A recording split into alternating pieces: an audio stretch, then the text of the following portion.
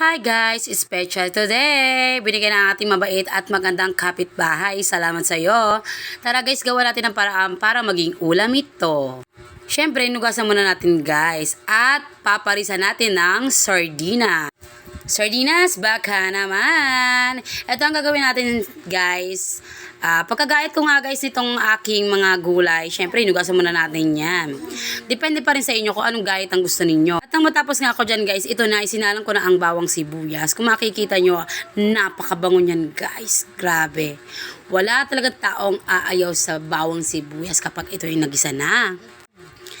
At kapag medyo brownish na siya ang kulay guys at ang aroma na guys, pwede nyo nang isalpak ang guys,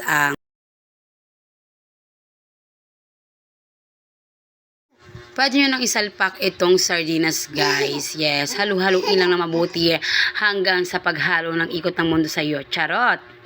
Ito lang guys. At kapag medyo kumulo-kulo lang ng konti, lagyan natin ng konting tubig guys. Yan.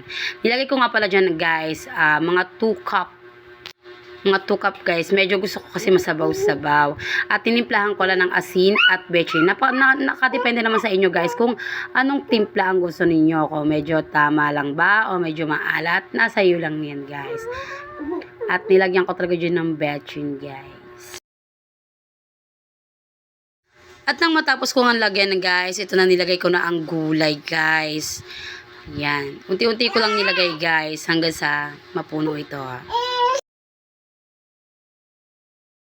Paglagay ko nga ng gulay guys, tatakpan lang natin yan. Merong mga abubo dito sa aming bahay. Ayan guys. Meron kaming itlog na pugo. Nilaga ko muna siya guys. At nang matapos nga yan guys, nang kumulo nga guys, inilagay ko yan. Ito na itsura niya guys. Ako makikita ninyo.